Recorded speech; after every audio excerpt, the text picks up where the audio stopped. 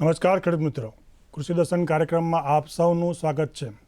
મિત્રો, વર્ષ 2023 એટલે કે ઇન્ટરનેશનલ યર ઓફ મિલેટ્સ સમગ્ર દેશમાં અને આપણા ગુજરાત રાજ્યમાં એની ઉજવણી થઈ રહી છે. ખાસ કરીને હલકા તૃણ ધાન્ય પાકોનું મહત્ત્વ આપણને હવે સમજાયું છે.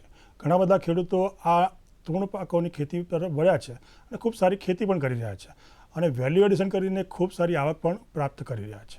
મિત્રો, આજનો આપણો વિષય છે હલકા તૃણ ધાન્ય પાકોનું મહત્ત્વ. હવે કયા કયા પાકોનો સમાવેશ આ હલકા ધાન્ય પાકોમાં થાય છે એ આપણે જાણવું જરૂરી છે. એ પાકોમાં આપણે કઈ કઈ સમસ્યાઓ છે અને એ કર્યા પછી આપણે શું વધારે મેળવી શકીએ એ આજનો આપણો મુખ્ય વિષય છે. અને આની માહિતી આપવા માટે આજે આપણા સ્ટુડિયોમાં જે મહાનુભાવ પધારે છે એનો પરિચય આપો. ડૉક્ટર નિકુલસિંહ ચૌહાણ સાહેબ, જેઓ વિસ્તરણ શિક્ષણ નિયામક તરીકે નવસારી કૃષિ યુનિવર્સિટીમાં ફરજ બજાવે છે, જે આપણને હલકા તૃણ ધાન્ય પાકોની તમામ પ્રકારની માહિતી આપશે. ચાલો આપણે કાર્યક્રમની શરૂઆત કરીએ. નમસ્કાર ચૌહાણ સાહેબ. સાહેબ, આપનું સ્વાગત છે. અમારો પહેલો પ્રશ્ન એ કે હલકા ધાન્ય પાકોનું મહત્વ શું? હલકા ધાન્ય પાકોનું મહત્વ પશુ, માનવ અને સમગ્ર માનવજાત, સજીવ સૃષ્ટિ, પર્યાવરણ, જમીન તમામ માટે ખૂબ જ છે. કારણ કે આપણા વર્ષોથી આપણા આજે હલકા સિરીધાન્ય કે જાડા પાક કે બરછટ પાક કહેવાતા એનો ઉપયોગ થતો હતો આપણા નિયમિત ખોરાકમાં. પણ છેલ્લા કેટલાક સમયથી આપણે જેમ જેમ શિક્ષણનો વ્યાપ વધ્યો, મોજ શોખ વધ્યા, તેમ એને ગરીબોનું અનાજ કહી અને આપણે અનાજમાંથી દૂર કરી અને અત્યારે મુખ્યત્વે ઘઉં અને ચોખા તરફ જ્યારે વળ્યા છે, ત્યારે આપણા માનનીય વડાપ્રધાન શ્રી મોદી સાહેબે 2023નું વર્ષ આંતરરાષ્ટ્રીય પોષક પાક વર્ષ તરીકે ઉજવવાનું નક્કી કર્યું છે. ત્યારે સમગ્ર દુનિયા અને આખા દેશમાં આનું મહત્ત્વ વધતું ગયું છે. લોકોને આનું મહત્ત્વ સમજાય છે. ત્યારે સાચા અર્થમાં એમનું મહત્ત્વ સમજાય એ હેતુથી આજે આપણે ખૂબ સુંદર ચર્ચા કરીશું. બંટી, બાવટો, જુવાર, રાગી, નાગલી, રાજગરો, મોરિયો, ચીણો, સામો આ બધા આ વર્ગમાં આવતા પાક છે. આ બધા પાક એવા હતા કે આપણે નિયમિત ખોરાકમાં લેતા હતા, જેથી ડાયાબિટીસ, સુગર, લોહીમાં સુગરનું પ્રમાણ, હૃદયને લગતા રોગ આ બધા આપણે ત્યાં ખૂબ વધી ગયા. એને જો અંકુશમાં લાવવા હોય, પર્યાવરણ પ્રિય ખેતી કરવી હોય, કૃષિ રસાયણનો ઉપયોગ ઓછો કરવો હોય, જંગલ જમીન, પડતર જમીન, ઢોળાવાળી જમીન, ઓછા વરસાદવાળી જમીન, તમામ જમીનનો ઉપયોગ કરી અને પોષક તત્વોથી ભરપૂર અને ખૂબ ઓછા ખર્ચે પાકતા પાકોનું વાવેતર આપણે વધારવું જોઈએ.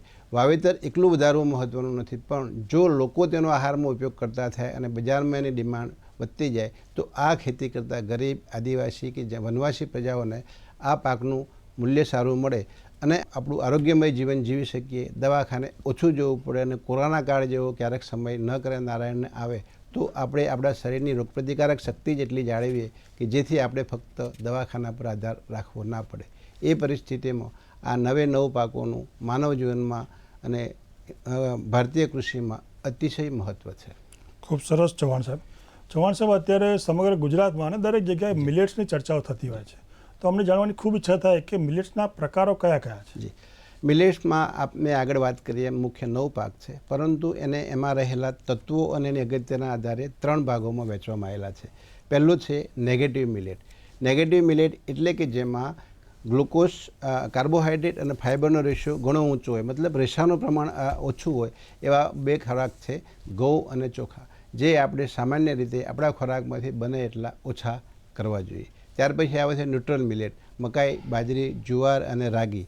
એ એવા પાક છે કે જે સમતુલ છે, કાર્બોહાઈડ્રેટ અને એના ફાઇબરનો રેશિયો સપ્રમાણ છે, જેથી કોઈ બીમારી ના હોય તો સામાન્ય જીવન જીવતા માણસો એનો આપણા રેગ્યુલર નિયમિત ખોરાકમાં ઉપયોગ કરી શકે. એક છે પોઝિટિવ મિલેટ્સ.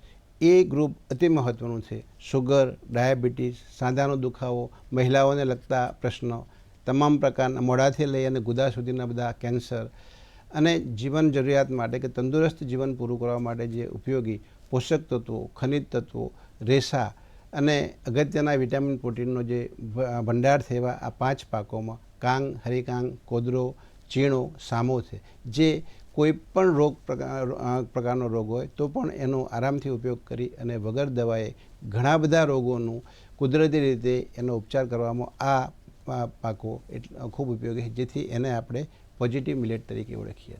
ખૂબ સરસ વાત કરી. 3 પ્રકાર કયા આપે સાહેબ? શા માટે આને પોષક અનાજ તરીકે ગણવામાં આવે છે હલકા ધાન્યને? હવે આપણે બધા જ જાણીએ છીએ કે સૃષ્ટિ પર જે સજીવ છે એને ખાવાનું જોઈએ. ખોરાકથી જ સમગ્ર સૃષ્ટિ, વનસ્પતિ હોય, પશુ હોય કે માનવજાત હોય, તો જ્યારે આપણે ખોરાક ખાવાની જ વાત હોય તો એ પહેલાં જાણી લેવો જોઈએ અને સંપૂર્ણ સમતોલ અને એવો ખોરાક આપણે ખાવો જોઈએ કે જેથી અત્યારના બેઠાતા જીવન વધતા મોજ શોખ અને મોટાભાગે ખૂબ લક્ઝરિયસ લાઈફ જ્યારે થયું છે ત્યારે આગળના ભાગમાં ખેતીમાં જે શ્રમ કરતા રાત દિવસ આપણા બાપ દાદાઓ પરસેવો રેડતા બળદથી ખેતી થતી હતી એ બધું બંધ થયેલું છે, જેથી હવે આપણા ઝાડાપણું, મોટાપણું, મેદસ્વીતા, સાંધાનો દુખાવો, સુગર, લોહીમાં શર્કરાનું પ્રમાણ વધારે, આવા અનેક પ્રકારના રોગો આપણે જોઈએ છે. આપ સામાન્ય રીતે જુઓ તો આપણે ત્યાં 10 મહેમાન આવવામાંથી 5 એવું કહેવા મળશે કે મોડી ચા બનાવજો અથવા તળેલું ના બનાવતા. આ બધામાંથી જો આપણે બહાર આવવું હોય તો આ મિલેટ ગ્રુપના પાકો એટલા બધા સારા છે કે જેમાં સંપૂર્ણ આપણા શરીરમાં સહેજ પણ સુગર નથી વધવા દેતું. આપણા જીવન માટે જે અગત્યના શર્કરા રેશિયો, ફાઇબર છે, તમામ પ્રકારના પ્રોટીન છે, વિટામિન છે, લિગ્નિન છે કે જે કેન્સર પ્રતિકારક શક્તિ ધરાવવા માટે અથવા તો કેન્સર સામે ટકી રહેવા માટે આપણા શરીરના કોષોને જે રક્ષણ આપે છે એ તમામ ગુણો આમાં છે. એથી વિશેષ જ્યારે ચારે બાજુ અત્યારે સજીવ ખેતી, પર્યાવરણ પ્રિય ખેતી કે કુદરતી ખેતીની વાત થાય છે ત્યારે આ એક મિલેટ્સના ગ્રુપના નવ પાક એવા છે કે જેમાં બહુ ઓછી રોગજીવાત આવે છે, બહુ ઓછા કૃષિ રસાયણોનો ઉપયોગથી પણ આપણે કુદરતી રીતે ખેતી કરીએ. છાણિયું ખાતર, મરઘા બતકાનું ખાતર, વર્મી કમ્પોસ્ટ કે આપણા જીવામૃત, બીજામૃત જેવા જે પદાર્થોનો ઉપયોગ કરી અને આને સારી રીતે આપણે ઉત્પાદન કરી શકીએ છીએ અને જેનાથી જળ, જમીન, પર્યાવરણ અને સમગ્ર સજીવ સૃષ્ટિનું આરોગ્ય પણ જોખવાતું નથી. એટલે જ્યાં સુધી પોષક અનાજની વાત છે ત્યારે આ 9 પાકો એ આપણા જેમ નાળિયેરના આપણે કલ્પવૃક્ષ કહીએ છીએ તેમ ગરીબ લોકોની ખોરાક કહેવાતી નાગલી એ અત્યારે આપણે તમામે સ્વીકારવાની જરૂર છે. ખૂબ સરસ ચૌહાણ સાહેબ. દર્શક મિત્રો, ચૌહાણ સાહેબ આજે આપણને હલકા તૃણધાન્ય પાકોની માહિતી આપી રહ્યા છે. અત્યારે સમય થયો છે એક વિરામનો. વિરામ બાદ ફરી મળીએ.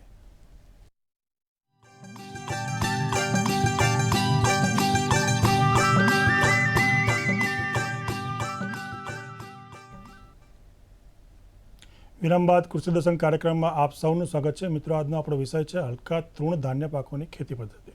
ચૌહાણ સાહેબ, આગળ વધીએ તો આપણે જે ખૂબ સરસ માહિતી આપી, આ જે હલકા ધાન્ય પાકો છે એને યુનિવર્સિટીમાં કોઈ સંશોધન કાર્ય થાય છે?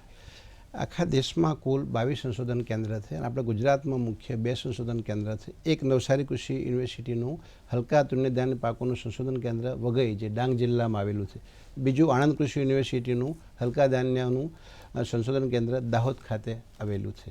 પરંતુ ગુજરાત લેવલે મુખ્ય સંશોધન કેન્દ્ર આ 9 પાકોનું થતું હોય એવું અને દેશને ખૂબ સારી જાતો અર્પણ કરેલી છે, ઘણી બધી ટેકનોલોજી આપેલી છે અને લગભગ જ્યાં જ્યાં આ મિલેટ્સ વર્ગના પાક થાય છે તેનું લગભગ મોટાભાગનું બીડર અને ફાઉન્ડેશન સીડનું સપ્લાય આપણા વઘઈ કેન્દ્રથી થાય છે. જે ગુજરાતનું ગૌરવ લેવા જેવી વાત છે કે આખા દેશમાં નાગલીનું અથવા તો બંટી, બાવટો, વરીનું જે વાવેતર થાય છે એનો બીડર અને ફાઉન્ડેશન સીડનો મોટો જથ્થો લગભગ આપણા ગુજરાતમાં અને નવસારી કૃષિ યુનિવર્સિટીના ડાંગમાં આવેલા વઘઈ કેન્દ્રમાંથી જાય છે. ખૂબ સરસ અને અભિનંદન.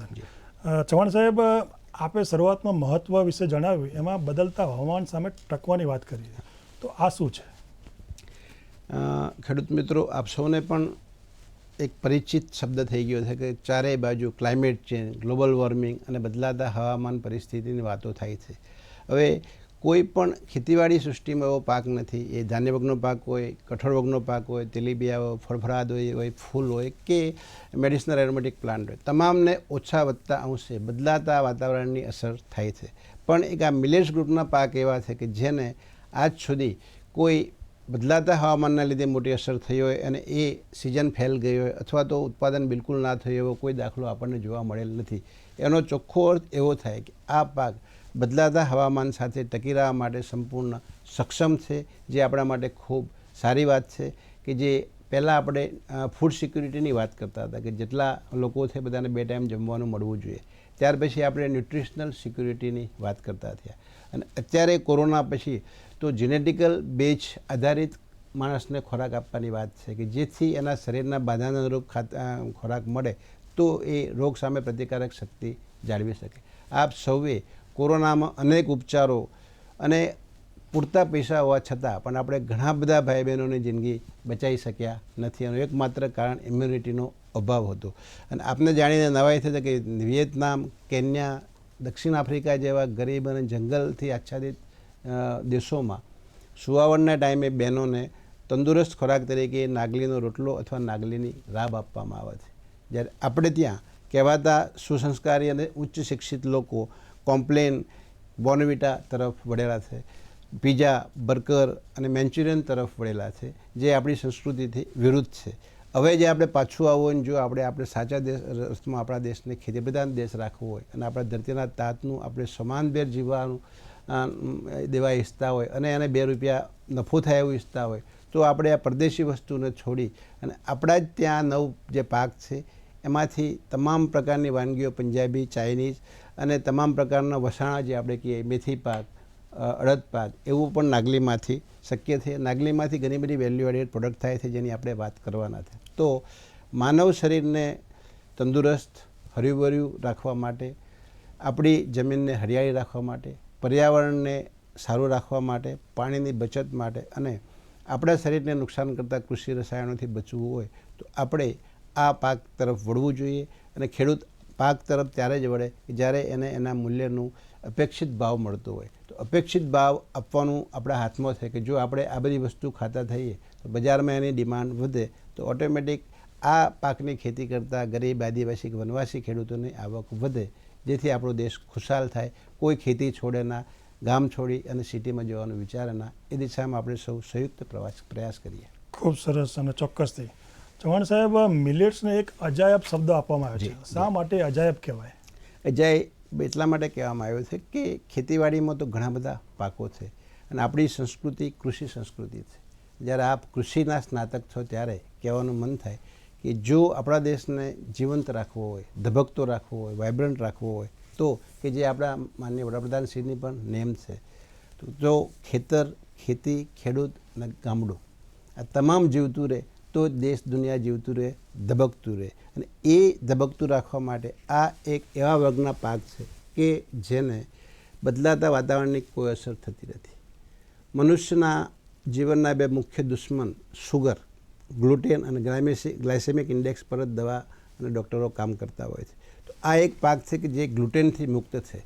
ઘઉંમાં મહત્તમ પ્રમાણમાં ગ્લુટેન હોય છે અને આપણા લગભગ 80% આપણી વસ્તી ઘઉં અને ચોખા આધારિત જ જીવનશૈલી જીવે છે, જેના લીધે અત્યારે ઘેર હૃદયરોગ, બ્લોકેજ, એન્જિયોપ્લાસ્ટી, એન્જિયોગ્રાફી કે બાયપાસ સર્જરીના દાખલા આપણે જોઈએ છે. એનાથી નીકળવું હોય, ગ્લુટેન મુક્ત ખોરાક ખાવો હોય તો આ મિલેટ વર્ગના 9 પાકો એમાં ઉત્તમ છે. બીજું આજની આપણી એક મોટી સમસ્યા છે ઘેર સુગરના એટલે કે મધુપ્રમેહના, મીઠો પેશાબ તરીકે આપણે ઓળખીએ છીએ રોગના દર્દીઓ છે. એના માટે તો આ ફક્ત નાગલીનું સેવન કરે અને ઘઉં અને ચોખા ઓછા કરી એની જગ્યાએ આ 9 પાકમાંથી જે અનુકૂળ એ ખાવાનું શરૂ કરે તો વગર દવાએ પણ કંટ્રોલ થાય અને ટાઈપ 2 ડાયાબિટીસના પેશન્ટ જે છે એ પોતાની નોર્મલ લાઈફ પૂરી કરી શકે છે. બીજો આવો કોઈ પાક નથી કે જે રાસાયણિક ખાતર વગર, રાસાયણિક દવા વગર, ઓછા પાણીથી જો કોઈ પાક ના થાય એવી જંગલની જમીન, પડતર જમીન, શેડાપાળાની જમીન કે તમારી ગૌચરની જમીનમાં પણ આ પાક થાય છે. આમાં મિશ્ર પાક કઠોળ કરીએ તો વધુ આવક આપણે લઈ શકીએ છીએ. કોઈ પણ પાક બદલાતા હવામાનથી નિષ્ફળ જવાના ચાન્સ છે, ઉત્પાદન ઘટવાના ચાન્સ છે. માની લો કે ચોમાસું મોડું શરૂ થાય, ચોમાસું વહેલું પૂરું થઈ જાય, ચોમાસામાં અનિયમિત વરસાદ આવે કે કોઈ આપણે ઈચ્છતા ના આવે આકસ્મિક બનાવ કે વાવાઝોડું આવે તો કોઈ પણ પાકની 100% પાકવાની ગેરંટી નથી. પરંતુ આ પાક કોઈ પણ બદલાતા હવામાનની કે કુદરતી આપત્તિથી સંપૂર્ણ નિષ્ફળ જાય એવો કોઈ ચાન્સ નથી. તો આ બધા ગુણો હોવાના કારણે આપણે આ મિલેટ્સને અથવા તો હલકા તુરની ધાન પાકોને અજાયબ પાકની શ્રેણીમાં મૂકીએ છીએ. ખૂબ જ અગત્યની અને મહત્ત્વની માહિતી આપી. ચૌહાણ સાહેબ, આપ ખૂબ સરસ વાત કરી રહ્યા છો. અમને જાણવાની ઈચ્છા હતા કે જે મિલેટ્સ પાકો છે એમાં જે પોષક તત્વો છે એમાં શું કામ કરે, ખાસ કરીને રેસા, કેલ્શિયમ, લિગ્નિન? હવે જ્યારે આપણને કંઈ બીમારી થાય એટલે આપણે ડૉક્ટર જોડે જઈએ. ડૉક્ટરો એ આપણા શરીરના બ્લડ ટેસ્ટ કે બધા લેબોરેટરીમાં ટેસ્ટ કરાવે અને એ ટેસ્ટના આધારે આપણને કઈ તકલીફ છે એ આધારે ટ્રીટમેન્ટ શરૂ થતી હોય છે. તો મુખ્યત્વે જે અત્યારે રોગ છે કે મોઢાથી શરૂ કરીને ગુદા સુધીના કેન્સર અને ખાસ કરીને બહેનોમાં સ્તન કેન્સરના બનાવ ખૂબ વધતા જાય છે. એ જ રીતે ઓછી ઉંમરમાં હાર્ટ એટેકથી યુવાનોનું અકાળે મૃત્યુ થાય છે. લગભગ આપ ગામડામાં, શહેરની વાત તો છોડો પણ ગામડામાં પણ બહેનોને બેઠાડું જીવન થયેલું અને ખેતીનો શ્રમ પશુપાલનની પાછળ કરવામાં આવેલો શ્રમ ઘટતો હોવાના કારણે ઘેર સાંધાના દુખાવા, સંધિવાના રોગ, જાડાપણું એ રોગ ખૂબ વધી ગયેલા છે. બીજું બ્લડ જાડું થાય, જેના લીધે બ્લડ ક્લોટિંગ થાય અને બ્લોકેજ થવાનું, જેના લીધે એન્જિયોપ્લાસ્ટી કે એન્જિયોગ્રાફી અથવા તો બાયપાસ સર્જરી કરવાની જરૂરિયાત ઊભી થાય છે. આ બધામાંથી મુક્ત થવા માટે સારું પ્રોટીન, ભરપૂર માત્રામાં રેસાયુક્ત એટલે ફાઇબરવાળો ખોરાક, કેલ્શિયમ, ફોસ્ફરસ, લિગ્નિન, ગ્લાયસિન, લિયોસિન, આ બધા જે શરીર માટે ઉપયોગી મજબૂત બોધો, નિરોગી કાયા અને આપણી રોગપ્રતિકારક શક્તિ વધારવા માટે જે જરૂરી છે એ તમામ ખનિજ તત્વો, પોષક તત્વો, સપ્રમાણ કાર્બોહાઈડ્રેટ અને વધુ પડતા રેસાવાળો ખોરાક જે છે એ આ નવ પ્રકારના પાકોમાં થાય છે, જેના લીધે માનવજાતમાં થતા અને પશુઓમાં થતા મોટા ભાગના રોગો આપણે નાબૂદ કરી શકીએ છીએ. એક સાદું ઉદાહરણ આપું કે બહુ ઓછા શહેરમાં રહેતા લોકો આ વિચારતા હોય, આપણે એવું વિચારીએ છીએ કે આપણે અમૂલ ગોલ્ડ દૂધ 70 રૂપિયા લીટર કે 60 રૂપિયા લીટર એટલે આપણે સલામત, સારું શાક ખાઈએ છીએ. પણ જે પશુઓનું દૂધ આવે છે એ પશુનો આહાર કયો છે, કયા વિસ્તારમાંથી દૂધ આવે છે, કારણ કે આપણે જે ખેતીવાડીમાં કૃષિ રસાયણોનો ઉપયોગ કરીએ છીએ એના અવશેષો સૂકા કે લીલા ઘાસચારામાં જાય છે અને એ દૂધ દ્વારા આપણામાં આવે છે. તો આ બધું જ આપણે નિયંત્રણમાં લાવવું શક્ય નથી. પણ જો આ વર્ગના પાકોની ખેતીનો વિસ્તાર વધે તો આપોઆપ કૃષિ રસાયણોનો ઉપયોગ ઓછો થાય છે, જેથી મનુષ્ય અને પશુઓમાં કૃષિ રસાયણો કે વધુ પડતી દવાઓ કે ખાતરના છંટકાવથી થતા જે રોગ છે એ સંપૂર્ણપણે તો નહીં પરંતુ મહદઅંશે આપણે નાથી શકવાની પૂરેપૂરી શક્યતા રહેલી છે. એટલે આ ઓછા ખર્ચે પાક તો થતો ખેતી પાક કોઈપણ જમીનમાં થાય, કોઈપણ જાતની કૃષિ રસાયણો કે ખાતરના ઉપયોગને બહુ ઓછા ખર્ચે થતો નફાકારક પાક છે. સવાલ એ હતો કે આજ સુધી સારા સુશિક્ષિત કે પૈસાદાર લોકો આ ખોરાકને પસંદ નહોતા કરતા, જેથી લોકોએ આ પાક કરવાનું ઓછું કરેલું. પણ જ્યારે અત્યારે આંતરરાષ્ટ્રીય મિલેટ યરની ઉજવણી કરી છે ત્યારે તમામ સ્તરે લોકોમાં ખૂબ જાણકારી વધી છે. મિલેટ્સ ગ્રુપ ખાવો જોઈએ એ ભાવ પણ આવ્યો છે અને હવે પછીથી તંદુરસ્ત જિંદગી જીવવા માટે અને આપણા વનવાસી આદિવાસી ભાઈઓને મદદરૂપ થવા માટે આપણે સૌએ આ પાક જો અપનાવીએ તો દવાખાનામાં એટલું ઓછું જવું પડે એવું આપણે નિઃશંકપણે કહી શકીએ. ખૂબ સરસ ચૌહાણ સાહેબ. દર્શક મિત્રો, ચૌહાણ સાહેબ આજે આપણને હલકા ધાન્ય પાકો વિશે ખૂબ જ અગત્યની માહિતી આપી રહ્યા છે. અત્યારે સમય છે એક વિરામનો. વિરામ બાદ ફરી મળીએ.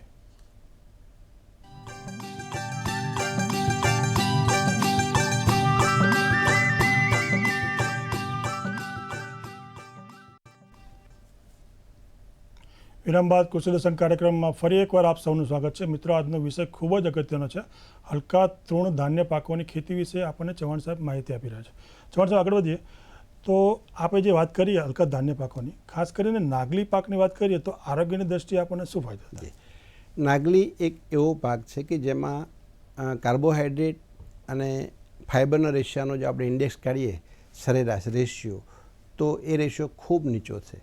બધા જ પાકમાં લગભગ 10થી ઉપર ગ્લાયસેમિક ઇન્ડેક્સ હોય છે, જ્યારે નાગલી અને આ વર્ગના પાકોમાં 7 કે 7થી નીચો ગ્લાયસેમિક ઇન્ડેક્સ હોય છે. મતલબ કે એમાં એ ખોરાક ખાવાથી આપણા શરીરમાં શુગરનું પ્રમાણ વધતું નથી. બીજું, આપણા જ શરીરમાં જે આપણી જીભથી લઈ અને ગુદા સુધીના જે પાચનતંત્ર સાથે જોડાયેલા અવયવો છે એ તમામની સાફ સફાઈ માટે કિડની, લીવર, સ્વાદુપિંડમાં જે બગાડ જામ થયેલો હોય અથવા તો જે રસાયણો આપણા શરીર પચાવી ના શકાય એવા ઝેરયુક્ત થઈ ભેગા થયેલા હોય એને કાઢવા માટે આ ખૂબ અગત્યનો પાક છે. ડાંગ જિલ્લામાં ખૂબ ગરીબ આદિવાસી અને અતિ પછાત જિલ્લા તરીકે આપણે માનીએ છીએ, ત્યાં પહેલાં સરેરાશ લોકોનું આયુષ્ય 100 વર્ષ હતું. દવાખાના હતા નહીં, સુવાવડ પણ નોર્મલ અને દયાણો ગામમાં જ કરતી હતી. તો આ બધી પરિસ્થિતિમાં જુઓ તો એમનો મુખ્ય ખોરાક નાગલીના રોટલા અને અડદની દાળ હતી, જેમાંથી એમનો રેઝિસ્ટન્સ પાવર મળતો હતો, કોઈ જાતની બીમારી થતી નથી અને ક્યારેય એમના હાથ પગ ભાગે તો દવાખાને જવું નહોતું પડતું, કારણ કે આ જે પાક છે કેલ્શિયમથી ભરપૂર છે.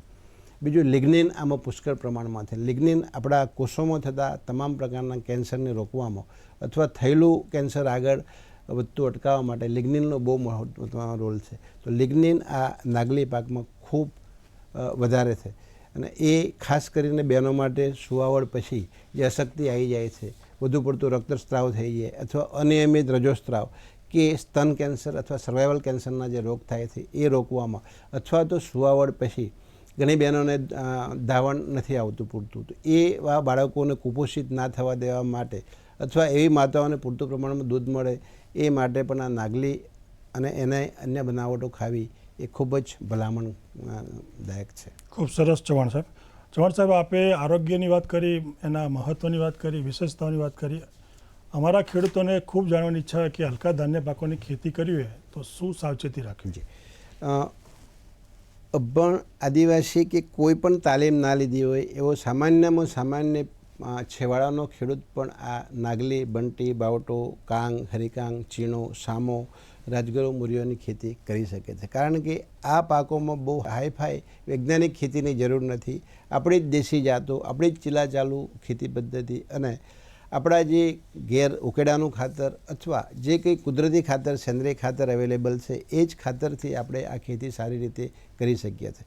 બીજું, રોગજીવાતનો ઉપદ્રવ ઓછો આવતો હોવાથી આપણે એનું જ્ઞાન પણ ઓછું હોય અથવા આપણી આર્થિક પરિસ્થિતિ નબળી હોય, મોંઘી દવાઓ ના લાવી શકતા હોય એવો ખેડૂત પણ આ ખેતી કરી શકે છે. બીજું, ખેડૂત મિત્રો અહીંયા ખૂબ ચોખવટ કરવાની કે કોઈને એવું ના થાય કે ભાઈ બેટી કપાસ, શાકભાજી, ફળો બહુ રોકડિયા પાક છે, એમાં તો બહુ રૂપિયા મળે ને આ તો બહુ સસ્તું વેચાય, તો આપણે એનાથી ડરવાની જરૂર નથી કે આ જે બંટી, બાવટો અથવા તો મિલેટ્સ, હલકા ધાન્ય દાણોનું વાવેતર છે એ વાવેતર કરવા માટે આપણે કોઈ રોકડિયા પાક હેઠળનો વિસ્તાર ઓછો નથી કરવાની કે પિયત પાકમાં ઇન્ટ્રોડ્યુસ કરવાની વાત નથી. પણ આપણી જોડે ઘણો બધો એવો વિસ્તાર છે કે જ્યાં કશો જ પાક નથી થતો, કોઈ ખેતી નથી કરતું, ઢોર ચરે છે, જંગલની જમીન છે. આ બધી જ જગ્યાએ આ પાક થાય છે. ઢોળાવાળી જમીન પર પણ આ પાક થાય છે. બાકી ડાંગર કરવું હોય તો તમે ઢાળવાળી જમીનમાં નહીં કરી શકો, જમીન લેવલ કરવી પડે. બીજું, ડાંગમાં છે ત્યાં જમીન લેવલ કરો, પાળા કરો તો પણ રહે નહીં, કારણ કે જ્યારે વરસાદ આવે ત્યારે 100 ઇંચ ઉપર વરસાદ થાય અને છતાંય હોળી પછી પીવાના પાણીની તકલીફ, કારણ કે પાણી બધું સમુદ્રમાં, નદીઓ દ્વારા વહી જાય છે. એ પરિસ્થિતિમાં જંગલની મેક્સિમમ જમીનનો ઉપયોગ કરવો હોય, વધુમાં વધુ જમીન ખેતી હેઠળ લાવવી હોય અને એ જે કોઈ પાક નથી થતો એવો વિસ્તાર, જંગલનો વિસ્તાર, ઝાડની વચ્ચે, ઢાળ ઉપર, પડતર જમીન, છેડાપાળાની જમીન, આ બધામાં જ આ ખેતી અનુકૂળ છે. જેથી આપણે ખેડૂતને ભલામણ કરીએ કે મિત્રો, આ થોડું તમારી પડતર જમીનમાં છેડાપાળા પર અંતરપાક તરીકે અથવા તમારી બિલકુલ જે નબળી જમીન કહેતા હોય કે જો કોઈ પાક ના થાય એવી જમીનમાં પણ થોડું કરતા થાઓ અને પહેલે તમે પોતે ખાઓ, કુટુંબને ખાઓ, ગામ ખાય, એમ કરતે કરતે ફેલાવો થાય તો આખા દેશમાં આનો ફેલાવો થાય. તમને તો પૈસા મળે જ, પણ તમે એક મનુષ્યની આરોગ્ય માટે, તંદુરસ્તી માટે એક મહાન કાર્ય કરવાનું તમને એક સંતોષ પણ. ખૂબ સરસ ચૌહાણ સાહેબ. અંતમાં અમારા ગુજરાત રાજ્યના ખેડૂતોને આપ શું સંદેશ આપશો આ હલકા ધાન્ય પાકો માટે?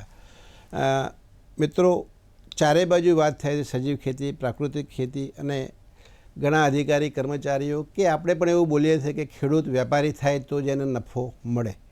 પણ ખેતીવાડીના સ્નાતક તરીકે મારું પોતાનું એવું માનવું છે કે જ્યારે ખેડૂત વેપારી બને ત્યારે એ દુનિયામાં કદાચ દેશમાં ખરાબમાં ખરાબ દિવસ કહેવાય. કારણ કે ખેડૂત એટલો ભોળો છે, ગમે એટલી બદલાતી પરિસ્થિતિઓ, વરસાદ આવે ના આવે, પાકે ના પાકે, પાકનો ભાવ મળે ના મળે, ક્યારેક તો ટામેટા જેવી વસ્તુ રોડ પર ફેંકી દેવી પડે છે, પણ ક્યારેય ખેડૂત ખેતી છોડતો નથી. આવતી સિઝનમાં, આવતા વર્ષે કંઈક સારું થશે એ પોઝિટિવિટીથી જીવે છે અને એ ખેતી કરે છે તો જ આપણે સૌ જીવીએ છીએ. કારણ કે દરેક વસ્તુ ફેક્ટરીમાં બને છે, બજારમાં મળે છે. અનાજ, દૂધ, શાકભાજી, ફળ એ ફેક્ટરીમાં બનવાના નથી, એ તો ખેતરમાં જ બને. અને ખેતરમાંથી આ ખેતરનો રસમાંથી રસકસ ચૂસી કુદરતી સંસાધનોનો ઉપયોગ કરી અને ખેતી કરવાની વારસાગત જો કળા હોય તો તે ખેડૂતમાં જ છે. ખેડૂત સારો ડૉક્ટર બની શકે, સારો એન્જિનિયર બની શકે, સારો ઉદ્યોગપતિ બની શકે, પણ એક સારા ઉદ્યોગપતિ, એક સારા ખેડૂત બનવું એ બહુ અઘરું છે. તો આ દેશને કહેવાતો ખેતી પ્રધાન દેશ આપણો ભવ્ય વારસો હતો. કોઈ પણ વિજ્ઞાનની પાછળ કલ્ચર કે સંસ્કૃતિ શબ્દ નથી લાગ્યો, એગ્રીકલ્ચર લગાવે છે. કારણ કે કૃષિ એ સંસ્કૃતિ છે અને એને જો જાળવી રાખવું હોય તો આપણે ધરતીમાંથી અનાજ પેદા કરતા ધરતીના દાંતનું માન જાળવવું જોઈએ અને એને ક્યાં ફાયદો થાય છે એ મદદ કરવી જોઈએ, નહીં કે એને વેપારી બનાવવું જોઈએ. ખૂબ સરસ ચૌહાણ સાહેબ, ખૂબ સરસ સંદેશ આપ્યો અને ખૂબ અગત્યની માહિતી આપી. આજે આપ અમારા સ્ટુડિયોમાં પધાર્યા અને ખેડૂતોને હલકા તૃણ ધાન્ય પાકોની વૈજ્ઞાનિક માહિતી આપી એ બદલ દૂરદર્શન વતી અને ખેડૂતો વતી આપનો આભાર માનું છું. ખૂબ આભાર. નમસ્કાર ખેડૂત મિત્રો. દર્શક મિત્રો, જોયું ડૉક્ટર નિકુલસિંહ ચૌહાણ, વિસ્તરણ શિક્ષણ નિયામક, નવસારી કૃષિ યુનિવર્સિટી, આજે આપણા સ્ટુડિયોમાં પધાર્યા અને હલકા તૃણ ધાન્ય પાકોની ખેતી અને એના મહત્વ વિશે ખૂબ જ અગત્યની અને ખૂબ જ મહત્વની માહિતી આપી. આશા રાખું કે ગુજરાતના તમામ ખેડૂતોને આજનો કાર્યક્રમ ખૂબ જ ઉપયોગી નીવડશે. મિત્રો, હવે સમય છે વિદાય લેવાનો. ફરીથી મળીશું કૃષિ દર્શનમાં. ત્યાં સુધી રજા આપશો. નમસ્કાર.